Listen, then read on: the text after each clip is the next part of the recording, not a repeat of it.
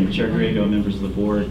The limited number of action items this month really offers us an opportunity to spend some focused time on a topic of, I think you'll find, considerable interest. The topic is transportation investment needs and funding options. Now, of course, it's a very big topic, and today is just the beginning of a dialogue that we would expect to continue over the coming months. Now, earlier this month, you may recall Casey Lazan came to each board committee in order to kick off the process to update our MTP SCS.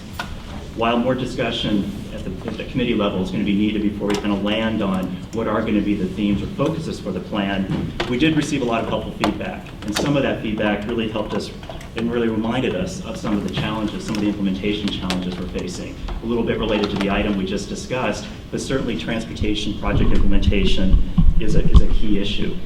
During the recession, as we all know, the gap between our transportation needs and the funding available has just continued to grow. And overcoming this troubling trend and moving towards a brighter future is very much kind of a focus of the current efforts on our MTP SCS implementation work. And it's also the topic of today's board workshop.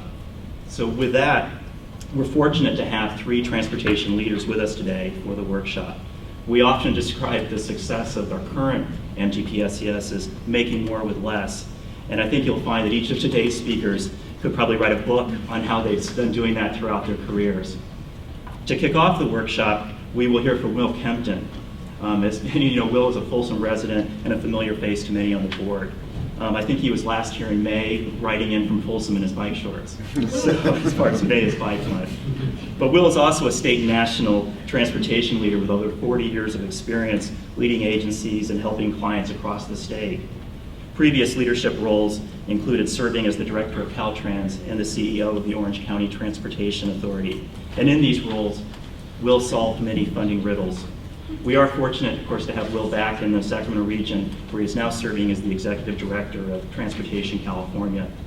The group is a transportation industry advocacy organization that's dedicated to the advancement of the California Transportation Program. So please join me in welcoming Will Kempton to SACOG.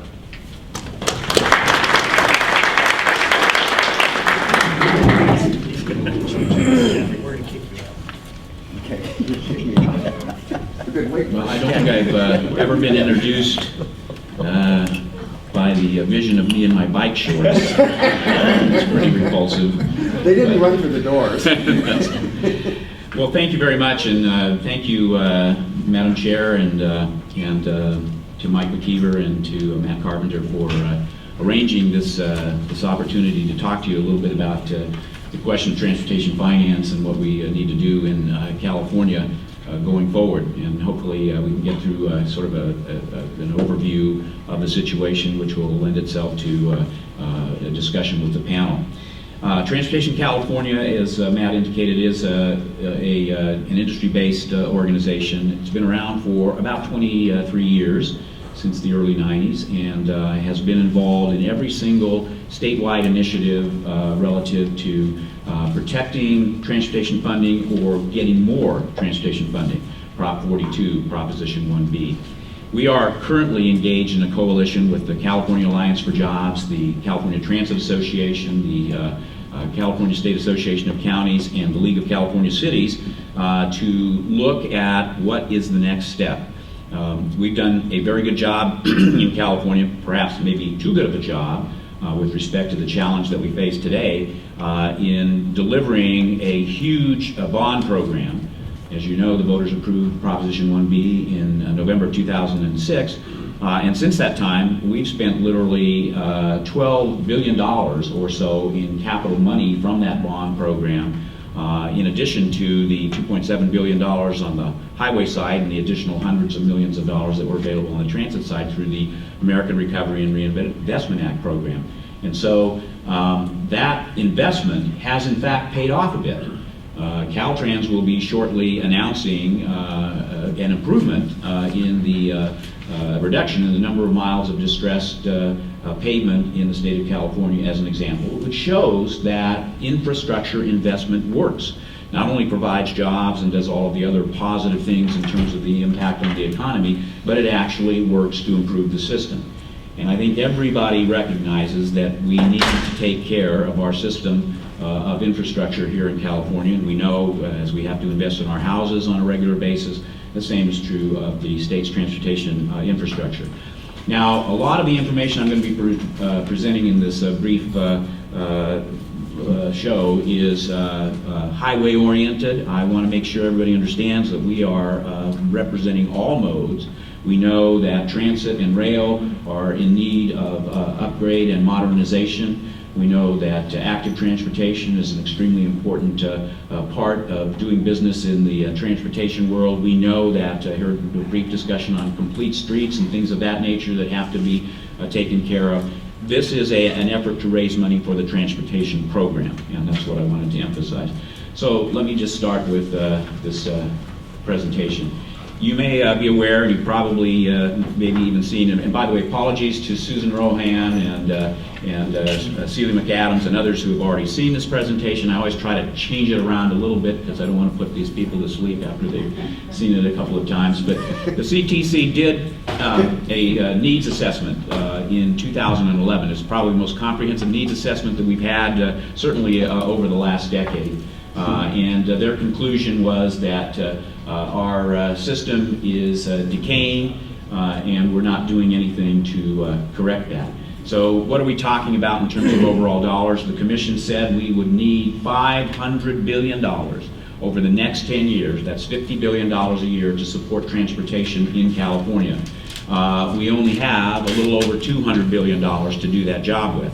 So that leaves a huge hole, $295 billion, and that's a very large number, and it's hard to relate that to private citizens because those numbers at some point lose, by their size, their sheer size, lose the impact. But the bottom line is we're not taking care of a system in which we have invested over the past several decades billions and billions of dollars. And we know the population is going to grow. We're going to see the state of California increase by twice the size of the city of Los Angeles by 2020. And VMT, vehicle miles traveled, gross vehicle miles traveled, is growing 10 times faster than lane miles. And that's from the governor's 2006 strategic growth plan.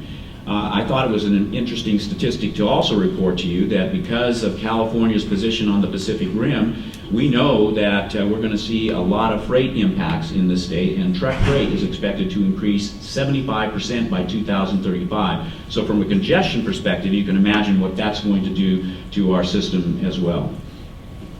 And then there's jobs and unemployment. We know that for every $1 billion that we invest in transportation, 30,000 jobs are created, 15,000 direct jobs and 15,000 induced jobs. And as we also know, throughout the recession and through this day, the construction industry is reporting 20 to 40% unemployment, which is a huge hit and a huge drag on our nation's economy. Our current challenges are this. Proposition 1B is coming to an end. In fact, most of the capital dollars that I referenced earlier will be spent by the end of this year. And we also know that gas tax revenues, which have been the old stable workhorse for providing money for transportation, is not working as effectively anymore for a couple of reasons. First of all, we're seeing more use of alternatively fueled vehicles. That's a good thing from a standpoint of the environment, but it doesn't necessarily lend itself to keeping the gas tax revenues flowing as they used to. And then we've lost the purchasing power that we experienced back in the early 90s. The last time the federal gas tax was raised was in 1993. The last time we raised the state gas tax was in 1994.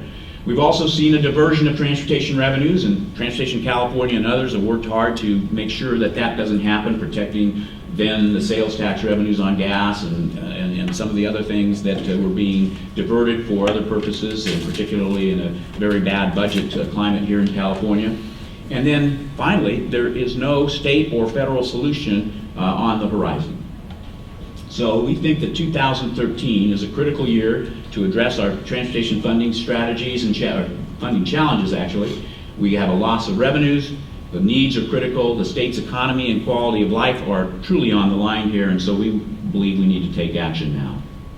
Here is a chart that we use as the fiscal cliff. You'll hear this referenced. In fact, Alliance for Jobs is out with some advertisements now where they're talking about this fiscal cliff where we're actually in free fall. The line that you see to the right of that chart actually reflects where we are today. Those various colors across the bottom indicate sources of funding. So the purple at the bottom is a State Highway Operations and Protection Program.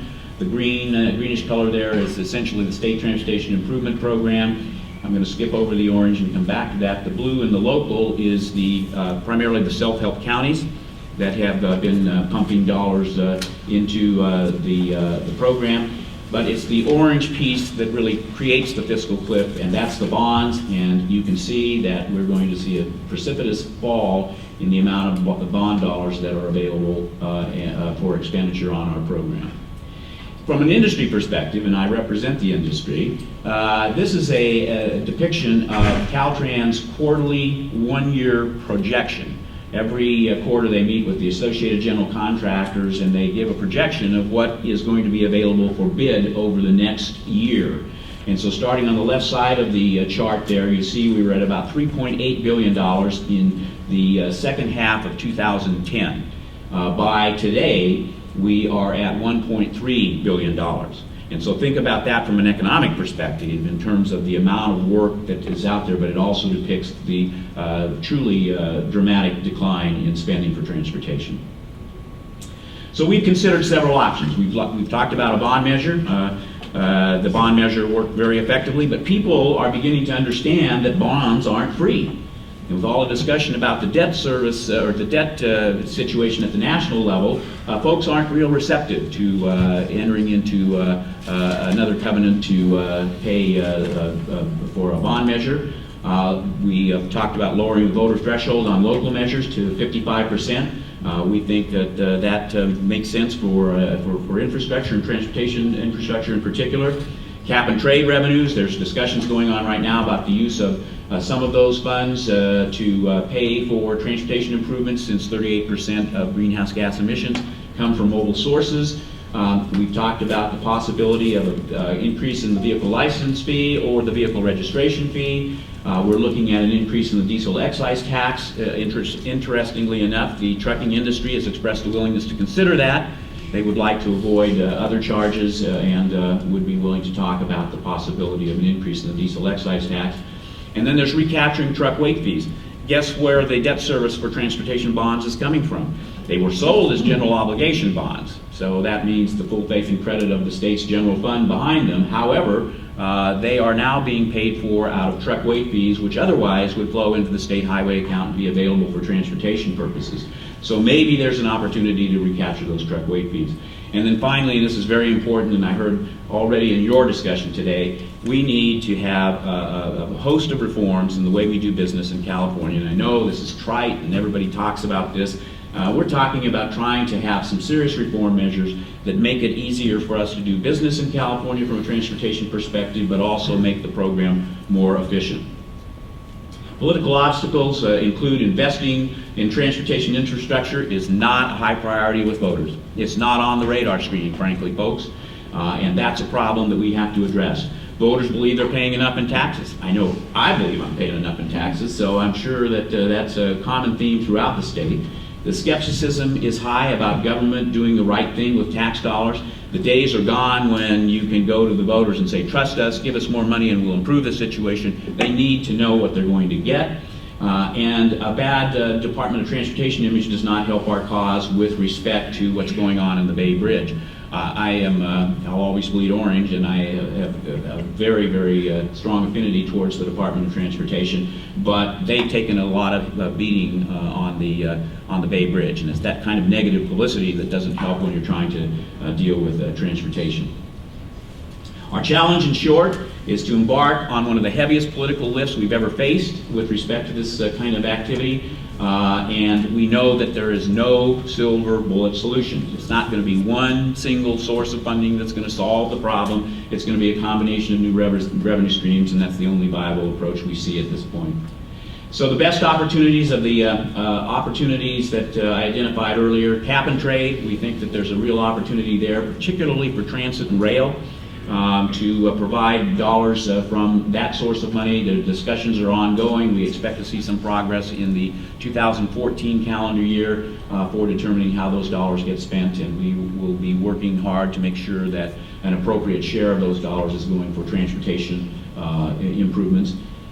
We support the self-help voter threshold, lowering that threshold to 55% for infrastructure and for the self-help programs in transportation. We are looking at a vehicle license fee increase and or a vehicle registration fee, and I'll just summarize that briefly for you in a few moments. That's going to be a challenge if we're going to see any source of funding from those sources. And then, of course, the diesel excise tax with the support of the industry.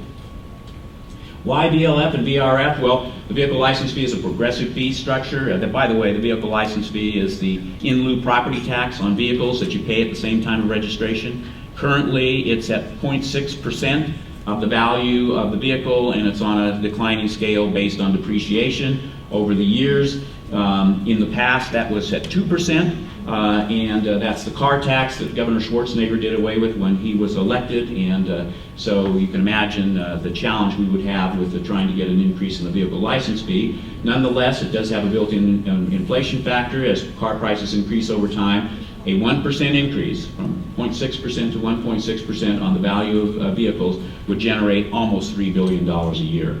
The vehicle registration fee, good thing about that is has built-in Article 19 provisions. Article 19 is the section of the state constitution that protects those dollars for transportation.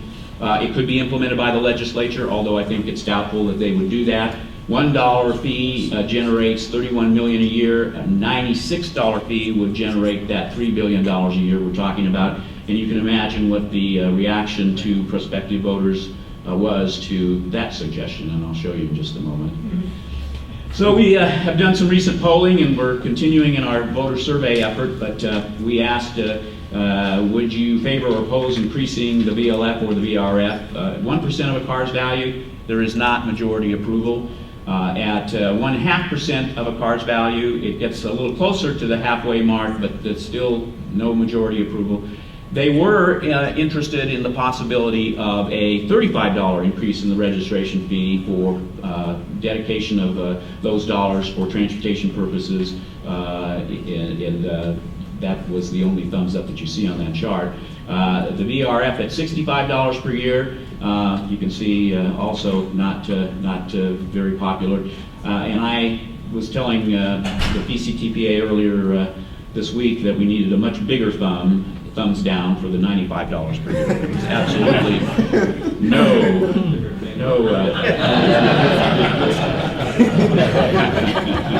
maybe we'll do that.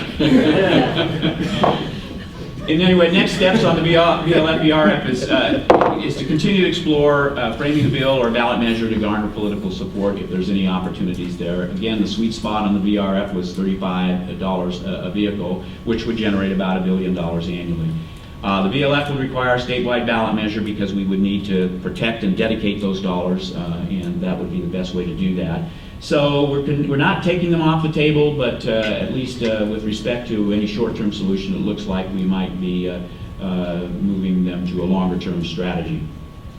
And then the diesel excise tax, I talked about that. Increase the diesel excise tax by 10 cents a gallon, you get about $265 million annually. That would require a 2/3 vote of the legislature, and hopefully we can convince the industry that this makes sense from their perspective. We met with Senators Steinberg and Saulnier recently, and I just wanted to put this up on the chart to show you that we are talking to the leaders in the state legislature. I don't like the wording of the second bullet here. Senator Steinberg actually listened very carefully, and he was willing to consider or talk about the 4 items that I've listed here. He's certainly not indicated that he will support any of these measures, but he did understand the magnitude of the crisis, and has indicated that he would be willing to work with our coalition on 4 items. The 55% threshold, from Senator Steinberg's perspective, he wants a global solution, global in the sense that not just for transportation. If we're going to do this for infrastructure, we should do it for all infrastructure. He's obviously interested in the cap and trade program on fuels. He said if the industry would support truck weight fees, he would be willing to look at that, the diesel excise tax increase there. And then the redirection of truck weight fees, he said that was an interesting concept that he would want to consider or take a look at. And so I think it was a positive meeting, not so much in any commitments that came from Senator Steinberg because he did not make any commitments, but more to the point, he did understand and was aware of our crisis. So here's our strategic focus. We are going to develop short and long-term strategies. Some of the shorter-term strategies would be continue a full-court press on cap and trade, and that's not taking all the money, it's just saying what's the appropriate share that should go for transportation. We think we, and the voters would, by the way, support the second bullet, redirecting truck weight fees of $900 million a year for transportation purposes, getting an approval for a diesel excise tax increase, and then working with a much broader coalition of local agencies and trying to get the 55% threshold authorized for at least the transportation sales tax programs.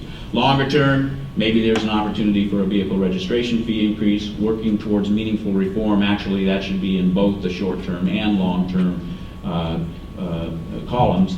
We're working very closly with new Secretary Kelly of the State's Transportation Agency on his comprehensive transportation infrastructure priority effort. I know Mike and others and folks are involved in helping the Secretary come up with some notions about reform and potentially some pay-as-you-go monetary increases as well. And then we got up here pursuing other potential alternatives.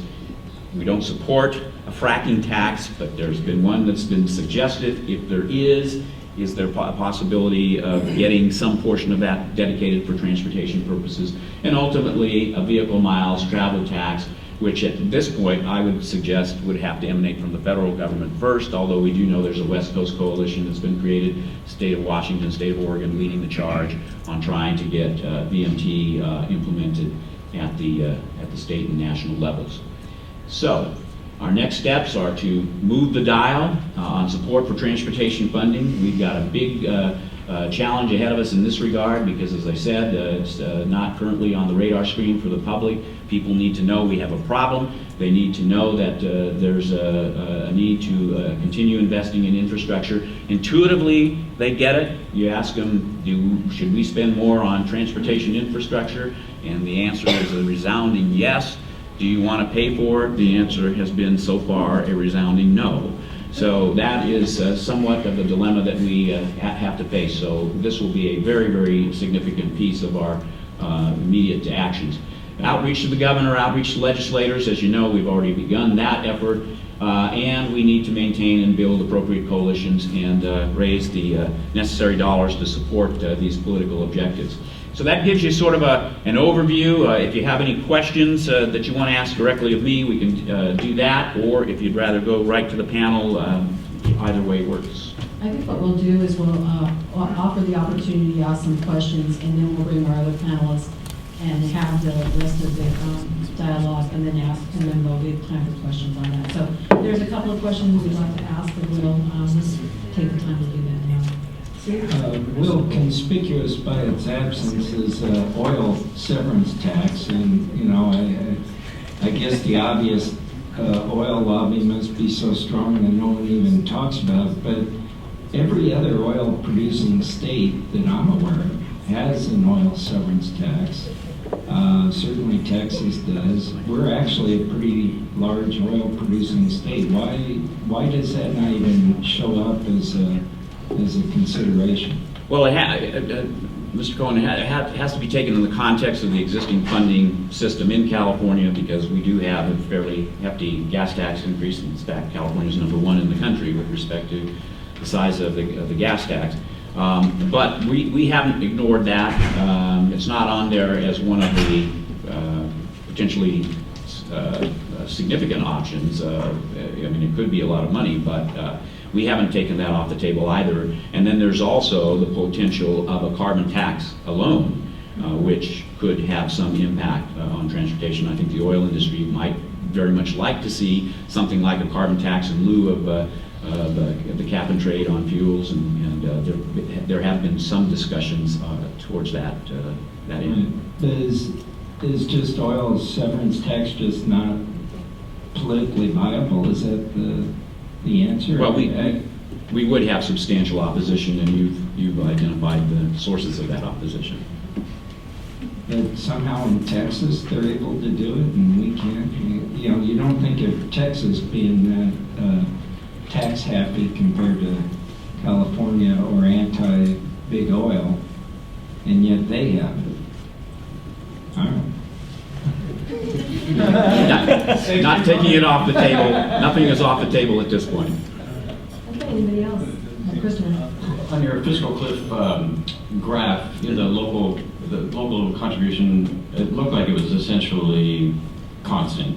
And you referenced the self-help counties, and I'm wondering if that's the principal piece there, because what it looked like was missing to me was the impact of redevelopment, the ability, so with the tax revenues that we already have, so without changing any taxes, although I'm sure Kevin was like supporting all of what you just said in terms of more taxes, but with the revenues that we already have, just that change, the change in redevelopment dramatically affects our ability to deploy those tax revenues for infrastructure, particularly for transportation. And so it seemed like that our local ability to make this stuff happen has also diminished. And then as a corollary, I'm wondering whether you all are involved in the efforts to try to partially restore, not redevelopment, but our ability at the local level to use essentially the same, our local own share tax increment, none of the states, none of the schools, none of the mosquito districts or whatever, but to be able to bond with it so that we could actually invest in infrastructure again, even with a smaller amount of money, through the infrastructure financing districts, which don't work today, but could with some modest changes in the statute. And I didn't see that on the list, but I'm wondering whether you're working on that too. Right. We are watching that very carefully. Frankly, my experience, 40 years in business, I know that redevelopment agency funding was very important, particularly for local infrastructure development, and those numbers don't reflect any of the redevelopment, and if we were to throw those in, the blue would widen in the earlier years, and it would actually add to the precipice that we're showing in that chart. But yeah, we are watching that carefully, because that would be something that Transportation California, from a standpoint of more money available for infrastructure development, and some of the solutions that have been suggested and are being considered across the street seem to make sense from a transportation perspective. Could we get you to move a little from watching to it seems to make sense in public? I have a board that I answer to as well, and but we've had those discussions. So I also became a pretty good politician in 40 years. Thank you, Madam Chair. Well, I appreciate the very informative presentation. Curious to know what your coalition thinks about the future of cap and trade revenues. As you know, we've only had a handful of auctions, and we don't know where the cap and trade revenues to date are being spent today. But I'm curious to know what your foggy crystal ball says about cap and trade. Okay, from our perspective, we know there are some legal challenges that are going to have to be resolved relative to cap and trade. As you know, the governor has parked the $500 million or so in the revenues in the general fund to help with identified problems there. We think that when the fuels come fully online, that's going to be a fairly substantial source of revenue. So if the legal questions get resolved, there will be a revenue stream of some nature. And so we are betting is not the correct word, but we think that the program will go forward. We think that the legal questions will be resolved, and that it will be a source of funding. And that's from a transportation perspective, purely transportation perspective, or whatever you think of cap and trade, it is a very good source for transit and rail. Article 19 doesn't allow us the flexibility of spending any of those dollars that are covered by that section of the state's constitution as flexibly as we might like to do that. So we know, I ran a transit agency for 4 years, and Mike Wiley and others can tell you how bad the situation is on the transit side too. Mike's trying to expand the system here in Sacramento, and yet he's got old, tired vehicles and buses and rail cars that need to be replaced and upgraded. So cap and trade offers the best opportunity from my point of view for funding for rail and transit. Any other questions or comments? I just had one. I was surprised to see, Carl, I was just surprised to see that the trucking industry would support a 10-cent increase in diesel fuel tax when currently I believe Dover is one of the highest diesel fuel costs in the nation. Wouldn't the long-haul truckers be fueling in Oregon, Nevada, and skipping California? That is a part of the challenge with respect to that increase. However, the trade-off would be presumably a process where they avoid the additional taxes on the vehicles that they purchase. So from the standpoint of the local industry, that's a trade-off that they're willing to look at. So I should not, and no one should leave saying that the trucking industry supports that. They are willing to talk about it, and they've actually recently joined Transportation California. So. Okay.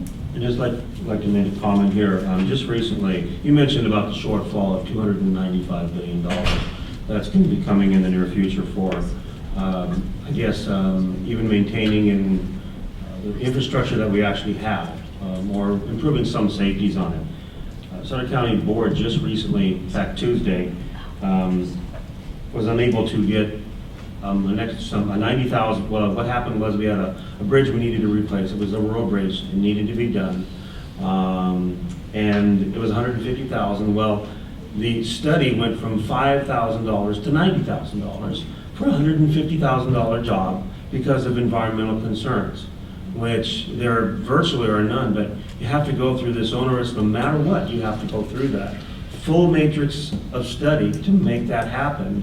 And because of that, it got turned down. It was a rural one. And that to me is the majority of the shortfall that's going to be there, is the increase of, not that the environmental concerns shouldn't be addressed, I agree with that, but on the current infrastructure that already exists, the different things, the roads, the rural roads, even some of the highways, the requirements of study applied are just like as if it was a brand new road. And that is getting to the point to where we'll never, ever find a way to get the infrastructure done and brought up to the level it should, because we have to go through such a deep level of study and concerns. We have other roads that we've done the same thing. Well, they found that a ditch had been wet for 2 years through, and they had cattails in it, so we had to spend a study on that. It cost another $100,000 for that study, and the little mitigation we had to do for something, and it was because there's rice fields right next to it, which drain into it or bleed over or under, and it's like it becomes habitat and all these things. And Riego Road, as Jody here knows, was an absolute nightmare because environmental concerns that were absolutely ridiculous were put on place with it, and we finally got it down to what was reasonable. But it took tens of thousands of dollars, time, effort, 9 months I think it was total, and this is being applied all over California. So we've lived through it now 4 major times in just a small, jobs. And of course we have other ones that we've had to do the same thing, but they were brand new, so we understood it. So some of this older infrastructure we're just trying to bring back up to where it belongs. We can't have all this applied, otherwise we'll never get there. So Okay, well, I personally agree with you that some of the environmental review requirements for projects like you're talking about are onerous, and we need to address that. MAP 21, the Moving Ahead for Progress of the 21st Century, included a variety of NEPA reforms along those lines, and one of them was to say that for projects within the existing right-of-way, that all that would be required would be a categorical exclusion or categorical exemption, which is a much less onerous environmental review for projects along the lines of what you suggested. We think that should be part of our reform package going forward, make those same conditions that are now available at the federal level applicable here in California. And so we will be looking to support and push for those kinds of improvements. But you raised another issue that I wanted to maybe just close with, because I'm sure you want to get onto the panel, and that is that we are talking about fixing it first, whether it's in transit, whether it's in streets and roads, whether it's in highways. The dollars that we're talking about raising, the public knows, as I said, intuitively that they need to invest more in the infrastructure. So we are going to gain more public support by saying, let's put these dollars that we're talking about into fixing the system, bringing it up to a state of good repair before we start talking about other things. And maybe there's a possibility with the sources of dollars that we're talking about after some period of time of investing in fixing our existing system, that then local voters could decide how these dollars get spent in the future if they're going to continue the sources of revenues that we've identified here today. And we could take a page out of the self-help counties, because how do we achieve a 2/3 vote on those programs that we have today? It's because the voters know what they're going to get, and they've got a pretty good degree of trust in the agencies that have been implementing these programs, Sacramento Transportation Authority here in this area, and some of the other agencies around the state. If we can get that sort of connection with the voters in terms of delivering what has been promised, I think that would be a big plus in terms of getting them to dig into their pockets for even more money. It was that exemption that we lost. That made it from 5,000 to 90,000 Yeah. for the study. Also, by the way, your comments about getting trust for local and actually self-help, Sutter County has done that. Many of you probably know about our levy project. We said we're going to do it ourselves with state and local, and we just had a groundbreaking landmark on that. So it can happen. We do know that. So we believe that we need to continue doing the same thing now with transportation. Okay, Madam Chair, thanks for the opportunity. Leader in public transit. He currently serves as the chair of the board of directors of the California Transit Finance Corporation. It's quite a mouthful. And is also on the executive committee of the California Transit Association. Our second panelist, Celia McAdam, serves as the executive director of the Placer County Transportation Planning Agency, or PCTPA, as well as their associated funding arm, the South Placer Regional Transportation Authority, or SPARTA. Celia has been recognized time and time again for her creativity in moving projects forward in spite of bureaucratic and technical obstacles similar to what Director Cleveland just described. And her recent accomplishments include being named Woman of the Year by the Sacramento chapter of the Women in Transportation. And her agency has received multiple awards for the completion of the Lincoln Bypass over the last year, including a SACOG award as Project of the Year and the award for the best highway or freeway project in the state by the California Transportation Foundation. Please join me in welcoming Mike and Celia to our panel.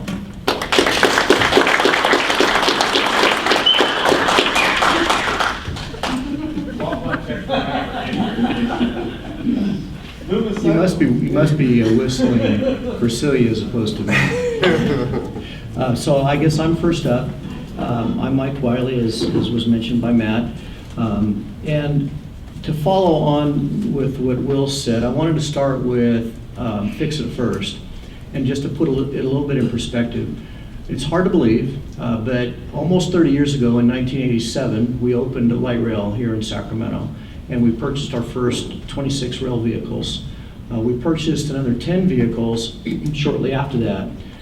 So we've been operating 36 light rail vehicles for approaching 30 years. Well, in the industry, 30 years is a typical useful life for a light rail vehicle. Fortunately, our vehicles are well maintained. They're in very good condition. So we think we can probably milk them a little bit further. However, we do need to set in motion the effort to begin replace those 36 rail vehicles. Well, today, a light rail vehicle is about $4 million apiece. So we have a huge capital investment just to replace those rail vehicles in terms of the fix-it-first. The other challenge associated with that, new rail vehicles, most likely, our board hasn't set this direction yet, but most likely we will be looking at ordering low-floor light rail vehicles. Well, our current light rail stations that date back to that time are not configured to accommodate low-floor light rail vehicles. There's a significant reason for low-floor vehicles in terms of accessibility for all, not just disabled and seniors, but for all of our customers. And speed up the boarding, speed up the service, make it much more useful. But that requires an additional capital investment. So there's a significant capital investment in maintaining the system and replacing the system and the infrastructure that we have. And that's just one area. We'll mention buses, and you can repeat this issue throughout the state in terms of transit systems. It's hard to believe, but in California, we actually have some aging transit rail systems throughout the state, whether it's here in Sacramento or in San Jose or in San Diego. They're actually rebuilding their starter line today. So there are some aging systems that do need capital infrastructure and significant dollars. In addition to that, Will talked about vision. Several years ago, the RT Board of Directors adopted a 30-year vision we call Transit Action, which calls for significant investment in Sacramento County to increase the level of utilization, the level of service, the frequency of services that is absolutely consistent with the MTP that you adopted here most recently. In fact, the two documents together are great documents and they go hand in hand. We just need the money to deliver on those visions and really implement true transit-oriented development and the transit service that goes along with that. So there's a significant investment that would be required to begin to gradually invest in and expand service in support of transit action. So in support of those issues, we have been focused on what can we do within existing law, within our existing capability.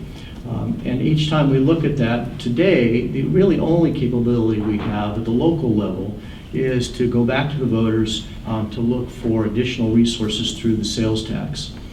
RT initiated that process a couple of years ago with the support of our board. We started by conducting focus groups. We conducted 3 focus groups almost 2 years ago now. Those focus groups led us into polling, and I'm going to quickly go over some of the results of that polling. Now, keep in mind, that was 2 years ago. From the focus groups basically told us that, and we did this in December and January, December of 11 and January of 2012, but basically the focus groups indicated that the largest obstacle to increasing local sales tax for transportation purposes at the time was the economy. They basically felt very supportive of the way at RT in particular, the way we've invested their resources. They felt confident in the organization and its ability to manage resources wisely. When you ask them, frankly, about some of the other local jurisdictions, the level of support diminished a bit. And especially back then, if you asked them at the state level or the federal level, there was absolutely no confidence in their ability to use money wisely. So those were the general results we got from the focus groups. We also found from our focus groups that we really have to look at a mix of transportation investment, that not one form of investment is going to be approved at the local level. And that's where Sacramento County has been for some time. Following that, we conducted polling in February of 2012. In the polling, we asked basically regarding the half-cent sales tax, an increase in the local option sales tax of a half-cent for transportation purposes, and a mix between streets and roads and transit. The initial voter response to that question was actually fairly positive. We received a voter approval of about 63% when they were initially asked, and this was 2 years ago, throughout Sacramento County. And of course, the support varied from area to area and jurisdiction to jurisdiction. When we went through a process of presenting the arguments for and the arguments against a ballot measure, the support diminished over time. But essentially, the support ultimately leveled out in the mid-50s to higher 50s. And again, this was 2 years ago. And the largest and most significant obstacle at the time was the economy. What we found was that the voters really weren't prepared to talk about, discuss future investments and future improvements. They were very, very focused on let's fix and balance our budgets. Because if you recall at the time, the state was struggling tremendously with balancing a budget. Certainly at the federal level, that struggle continues. And at the local level within Sacramento County, there was a great deal of struggle. Even at RT, we were still having some difficulties in balancing our budgets. So as a follow-up, our board of directors in July of last year, July of 2011, directed us to work with the Sacramento Transportation Authority to pursue further and explore further the potential of returning to the voters at some point without being specific, but they wanted us to work with our partners locally through the Sacramento Transportation Authority. We have initiated that process. The Sacramento Transportation Authority Board directed their executive director to pursue that. We've identified funding. We went through a selection process to hire a team of experts in the area to help us explore that.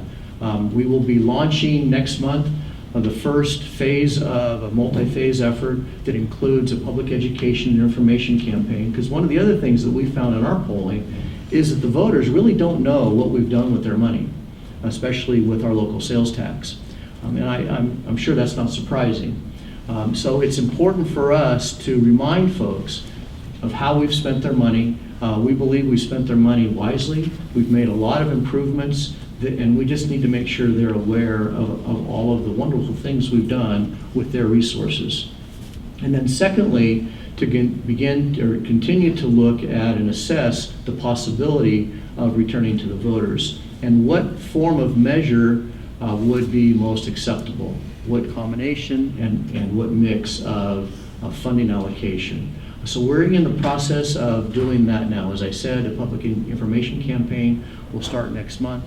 It will be followed by subsequent polling, development of a potential transportation expenditure plan, and that again would be tested through voter process. Then of course all of that information will be presented to the decision makers, the STA board and other jurisdictions. I know our board is very interested in focusing on this as well. So we're in the middle of that process, but with the improving economy, improving job picture locally, with improving and escalating housing prices, it's my expectation that some of the issues that we found previously in all the polling that we conducted will be improved from where we were. And that's a quick overview of where we are in looking at local issues. Okay, I guess I'll jump right in here, and then we'll do questions afterwards. I'm going to start with a quick background about what PCTPA has been doing. Obviously, we've been planning for the future. We see that there are lots of transportation needs out there in all different modes. It's not just roads, it's transit, it's alternative transportation, it's bikeways, it's pedestrians, the whole gamut. And we've done a number of efforts over the years that I've been at PCTPA, which is now more than 16, to develop local funding sources to deal with those. And we've been very successful in leveraging those to attract state and federal dollars over the years, particularly for a county our size. Going back to 1999, when Will was in the private sector, he helped us put together SPARTA, the South Placer Regional Transportation Authority, to put together a developer impact fee that over the years has generated about $40 million towards key transportation projects like Sierra College Boulevard improvements, the I-80 Douglas interchange, the Lincoln bypass. That is overall a nearly $200 million program over the course of build-out. But of course, in developer impact fees, you have limitations on what you can use those dollars for. You can't use them for transit operations.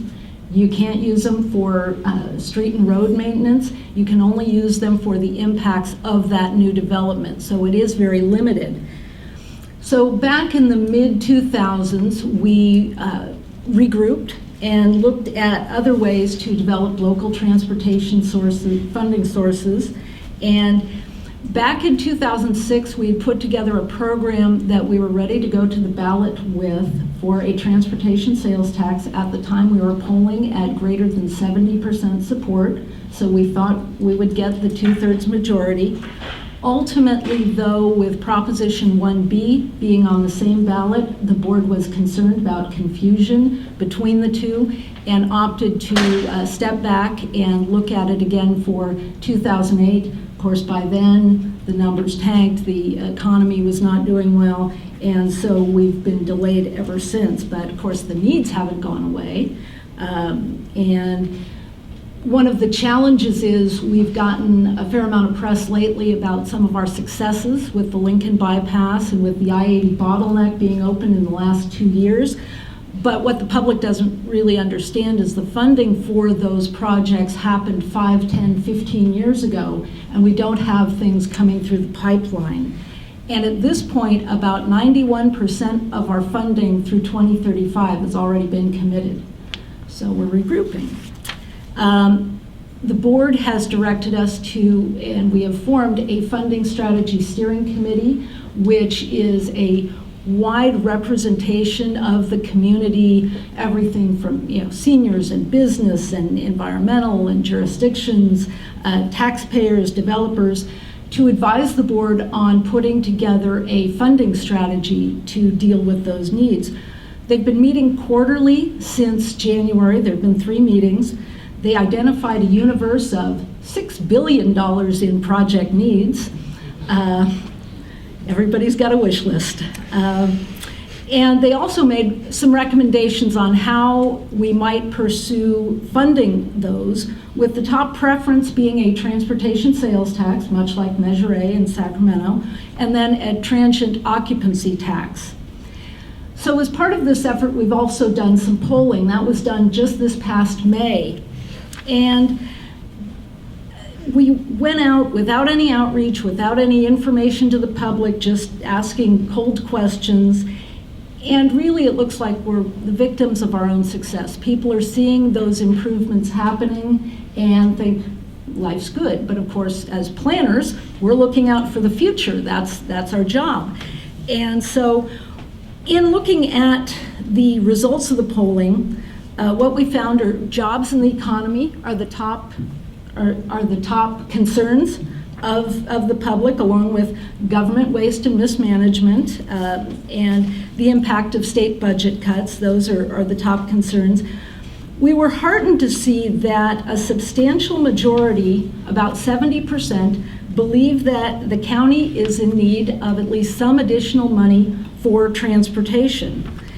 On the other hand, few identify transportation issues as being highly serious, and only a limited number of folks saw some of the projects that were identified by the Funding Strategy Steering Committee as priorities, that the general public identified those as well.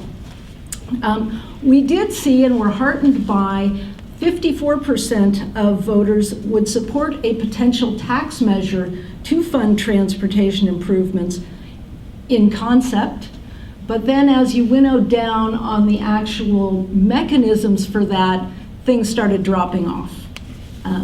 So clearly, we've got our work cut out for us in terms of getting information. I have a board member who says it's not education, it's information to the public, and doing the outreach about what Will is saying, some of the things that Mike is saying as well, making sure there's a better understanding of the correlation between jobs and the economy and economic vitality and transportation. They go hand in hand, and a lot of people are not seeing that connection. And we also need to have a better understanding of the need for projects being in the pipeline and how transportation funding works or doesn't work. And bottom line, how this affects each individual as they go through their daily routine.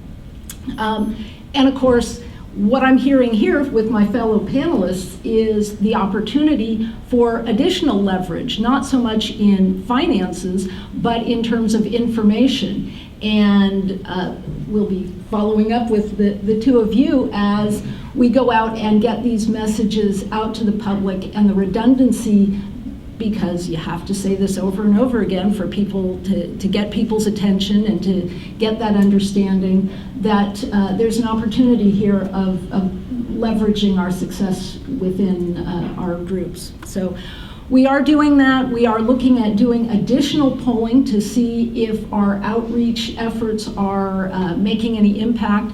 So we're likely to be doing some polling after the first of the year. So with that, happy to answer any questions. Thank you very much. Any questions for our panelists? Comments? Wow. Madam Chair? Yes, Kevin. I was wondering if any polling has captured a potential opinion by some of the residents that they see a potential increased sales tax or whatever the revenue mechanism, and they may vote no because they believe that they're funding new transportation projects for new developments in which they, as current residents, really don't get any benefit, but it's sort of supporting further growth and further traffic maybe in their neighborhood. And so they're taking kind of an NB point of view that, well, I'm not really gaining from this. I'm paying increased taxes for more housing here, here, and here. I was wondering if that has showed up in any polling in Sacramento or Placer County or elsewhere. Well, I can answer from our polling. We didn't winnow down into the why you support or oppose various tax proposals. It was more of a higher level. But I have heard the kind of concerns that you've mentioned, and I think in subsequent polling that might be something we'd add. That has traditionally been an issue and a concern when you go to the voters, especially if you're asking for resources to make improvements to the system. That's generally addressed, and Celia referenced it earlier, through a developer impact fee. So typically, these measures are joined with and assurances that the new development is paying its fair share and helping to pay its own way. That traditionally has been an issue, and that's traditionally how it's been addressed. But it's important to know that, and Celia and Will both made the same point, and that's that we have existing infrastructure needs just to maintain what we have. We are way underfunded just to maintain the system that's in place today. So that same voter, the message to them and the information to them, we need to make sure they understand that we're not able to continue to maintain just what we have today with the resources that we have for all of the reasons that we already talked about. I would just add in an earlier polling on sales tax measures, and I've been involved in a lot of these over the years, that was an issue among prospective voters. It was more prevalent in focus groups. When you engage in a discussion with folks, they would say, well, what are developers paying for their share of the issue? So as you're putting together an expenditure plan, it's one of the cardinal rules of the programs that are presented to the voters that there's got to be assurances that developers are paying their fair share as well, because you run the risk of losing some support if that's not a part of the package. Yes, Susan. Thank you. Interested to hear from Will about the state, ideas for the state, and just wanted to pass along, at least from the area I represent, one of the big challenges is that voters want to make sure that the state legislature has absolutely no way to get at the money. And they're finally getting the diversion of sale of gas tax. They're very unhappy about that, by the way, still unhappy about that. And it goes down to the local level too, you know, when trying to explain Measure A and son and now daughter of Measure A, how do we know that the state can't get the money, and that if that is solved, then how do they keep from the state from diverting money that is currently going into transportation, this supplementation issue. And I think that'll be a big educational challenge for both counties and the state measures. And it's an important one. It's a reliability. And it goes back to somebody was talking about polling, saying that there was a big distrust of the federal and state process. Well, maybe I'll start the response on that. First of all, since 1985, when the first local sales tax measure was approved by voters in Santa Clara County, there have been some 20, now 19 counties that have passed these sales tax measures. They have never been assaulted by state government to date. One of the best defenses, by the way, as a former head of two of those sales tax programs, was to issue debt. Because once you had the contractual obligations of the debt to bring projects forward, those dollars could not be touched. I think we tried Prop 22. It may be somewhat humorous as an approach, but frankly, early on in the process, that was a concern, and certainly a concern of the voters. I think that we passed, Transportation California was involved in the campaign for Prop 22 in terms of protecting, defining and protecting transportation dollars. We left one piece of it out, truck weight fees. And guess where they went? So, we've got, that is not an issue that we can treat lightly, because the voters are extremely concerned about that, and I cited some results of polling with respect to trust of the voters, that if they vote to do something, that those dollars aren't going to be diverted elsewhere. And they also remember the sales tax increase on gas, and that just got totally revamped in the budgeting, a couple of years ago. I don't even remember which governor did it, but I think it was Schwarzenegger, that changed all the funding sources all around. The money raised by the gas tax went to something else, but replaced it with another thing, and it's a Shazam effect. And it is. That's the gas tax swap, and it was done at the end of the Schwarzenegger administration. What that did was do away with the sales tax on gasoline. So the voters, the citizens, benefited from that, but it substituted an excise tax to make up the difference. They don't understand that. They don't. You're absolutely right. I wrote a commentary to the Sacramento Bee trying to explain it, and I'm not sure I was successful.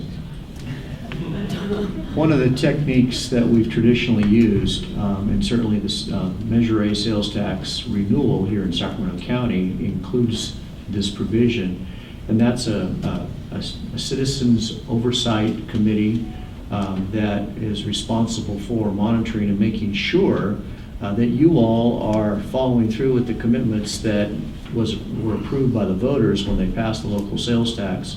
That clearly has been useful in convincing the voters that the electeds are not going to divert the funds to other purposes, at least locally. And Will's absolutely right. The California Transit Association was a member of the the group that supported Prop 22 and helped place Prop 22 on the ballot to build some of those walls around the state funding for transportation. And he's right, we missed just one, and unfortunately, we need to fix that one. But there have been efforts to put those protections in place. We need to continue to look at those efforts and be sensitive to them. Okay, great. Walt, you have a question? Yeah, I was kind of wondering about the timing, that, we appear to be on the verge of the fiscal cliff and need to inform the public, I guess, of the pending crisis and the magnitude of it, the need to solve it, and propose the solutions to, I guess, prevent falling off the cliff. But it looks like there's no way we're going to avoid going over the cliff or coming up with no money for transportation in the very near future. And we talked about global warming 30 years ago and recognize today that there's still people who are saying it's not going to happen. What kind of a timing scenario do you guys see for getting to a solution? Is that going to happen in 2 years or 5 years? And what are we going to do between now and then? From our perspective, starting at the state level, we would agree with you that as I indicated in my presentation, the time is now. We have to address this issue now. In fact, we're already too late. So we are in free fall. We're over the cliff, literally, with respect to going on the downhill slide in terms of available funding. But the political environment, at least with respect to an initiative that might be presented to the voters statewide in November of 2014, say, doesn't look real promising at this particular juncture. The governor's up for re-election. He'd like to keep the decks cleared from that perspective. We don't see the acknowledgement of the voters by the voters of the problem. So you made the key point. We have a tremendous challenge, a huge lift in terms of moving that dial, and that's going to involve a very significant public outreach effort. But every one of the panelists up here today has talked about the need to provide more information, education, whatever you want to call it, with respect to their constituencies. I think we need to be very careful that we're coordinating our message, that we're doing this under a broader statewide umbrella to identify the problem and to have a consistent, concentrated effort to get the word out. We're going to be working with the Alliance for Jobs and with some other statewide organizations to try to accomplish that, to make sure that when Mike does his information out to the public relative to what he's proposing to do here in Sacramento County and what Celia and her folks are talking about in Placer County, that we have a constant, consistent message. And that's going to be probably the biggest part of our effort going forward. I think there's things that can be accomplished by the legislature next year, and there is still a possibility that we might be able to do something in November of 2014, but it doesn't look very likely at this particular point. And we will go through, if we don't get something on the books soon, we will go through a 2 to 3 year time frame where we might be building towards that crisis that we are talking about in terms of crumbling roads, in terms of streetcars and buses that aren't operating, in terms of all the other needs that we have. I'll add that, at this point, those of us up here and probably in your jurisdictions are keeping things going with, chewing gum and baling wire as trying to keep projects moving forward and efforts. Duct tape. Well, in any case, the challenge is that there is a little bit of money going to transportation, but it's nowhere near what the need is. And so that's why we're somewhat a victim of our own success in putting together something with so little resource. And what's happening as we've gone over the cliff is our ability to do that is really diminished, and the public hasn't seen it yet.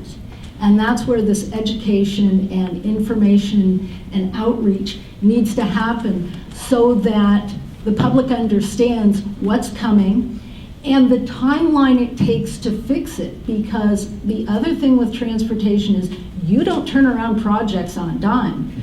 It takes years sometimes, and many times, to put together those projects, to get the transit vehicles that Mike needs, to go through the environmental processes that Board Member Cleveland mentioned, and to not suffer that cliff any longer than we have to.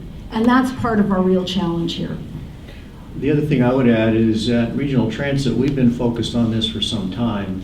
The poll results that I went over, we were focused on the potential of going to the local voters in November of 2012. It was clear that we weren't ready to do that, and so we set out to broaden the involvement and expand the involvement as well, and initiate this public information campaign that I referred to that will be followed up with additional polling. Our focus on all of that is what is the potential for returning to the voters in November of 2014.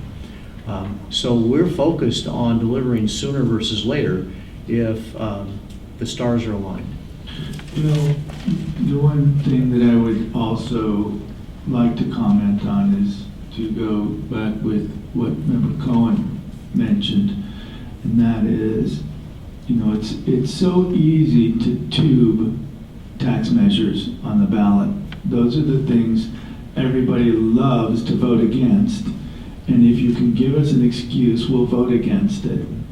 And so it is really absolutely crucial, as Member Hanley mentioned, that everybody feels that everyone else is at the table, that there isn't anybody that's getting a free ride in this.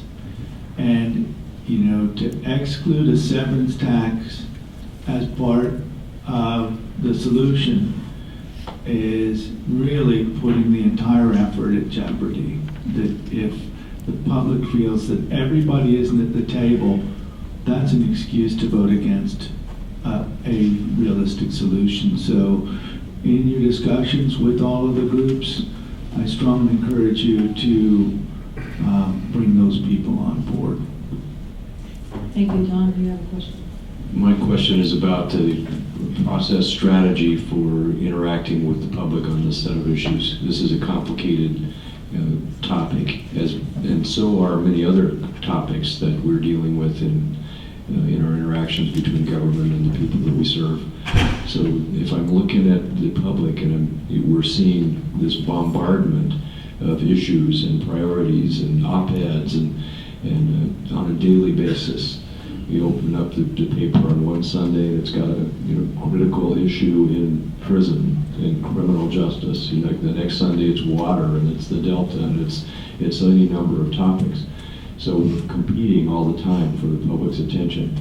And the old strategies for this public information or education simply don't work today. So we may not be we may not have the thinking capacity, let's say, to understand the next steps of public communication. But it's got to be something different than has happened previously if we want to work in such complex issues. Carl? Maybe we need a reality TV show. And we're going to be wrapping it up because I think we're going to lose new members here, so we're just going to two more. Carl? I just want to make an observation that it would be an excuse for people who don't know if the state has a bond issue and maybe a tax issue, VLF fees going through across the street, and then the local jurisdiction, the county comes up with, they want to increase another half-cent transportation issue, or continue one, because didn't Sacramento just pass one, and now Mike's talking about another one for repair, replacement, infrastructure, and then the city of, let's say my city, Placerville, or West Sacramento decides, they got shorted on redevelopment dollars, so now they put a little infrastructure sales tax in. City of Placerville says, gee, if we can get a 1/4-cent sales tax here, next thing you know, you got 6 or 7 competing issues in the mind of the voter. They're all slightly different, they're all slightly focused, but again, it gives them an excuse to vote no on either all, or at least the one that they don't see as important, and really they're all integrated. And I think it's key that Will's organization especially coordinates with the rest of the jurisdictions in the region so that we're not competing with the no votes on that. I don't care if they don't vote the state issue in LA, that's another, they'll sell that. But it's the local small counties that the fallout if we run at the same time, if we're on the same ballot. Thank you, and then David. Well, I agree. I think voter information is absolutely key, and particularly telling people exactly what you're going to get for something and making that message as clear as possible. It certainly works very well in my community with school bonds. You know, we go neighborhood by neighborhood and tell people this is what you're getting for your vote. But I think on our side, part of that, getting really good information to voters, is that we can express to them our ability to act efficiently and spend dollars efficiently and not wastefully. We've heard several members here talk about, you know, barriers to getting projects done, and one that wasn't mentioned yet is the inability of jurisdictions and agencies in California to do design build. For large projects, that's a 10 to 20% cost savings, which is very, very significant. The Capital Southeast Connector planned here in our region and included in our MTP, this could be an $80 million difference for that project. But yet it's blocked by a few political interests down at the Capitol. Are you guys thinking about other ways, in addition to the environmental hurdles that are placed in front of small projects and even some larger projects, about ways of gaining efficiency so that dollars go further and therefore we have greater, you know, respect with our voters that we can actually deliver on the projects we promise? Well, we are, and innovative procurement, design build, is right at the top of the list. Actually, there's a bill in the legislature right now, AB 401, where we've had substantial input on that to try to create a situation where we can meld those political interests to allow for design build to go forward. Your project is caught up in that in a positive way, and so those are exactly the kinds of reforms that we need to be moving forward with, and that can be done legislatively and or administratively without having to go to a vote. So that's a big part of the equation. I may not have emphasized the reform aspect of this effort enough because we're not going to be successful unless people have a sense that their money is going to be well spent and that it's going to be spent more efficiently. I would like to thank the panelists for the information that you provided today for us. And I think all of us have had some frustration in regards to sitting around this table and seeing projects in our district realized. It takes years. And I think what I've kept hearing is about the process, and that has a certain dollar amount attached to it. So when you're looking at raising more money, you also have to look at the process of saving more money and time. I know that I'm going through a frustrating event in my district over transportation on an existing road, and it's you got to find where you're going to pick your fights at. But we also have the competing interest, and it's been mentioned here that we also have flood control issues, and there's we go to the voters for those kind of issues, as well as transportation and all the other things that we do here. So it's a tough sell to make to the public, and I think there was some good advice around this table, that information for you as well in regards to these issues, and we hope to hear more in regards to how this is going. So thank you very much.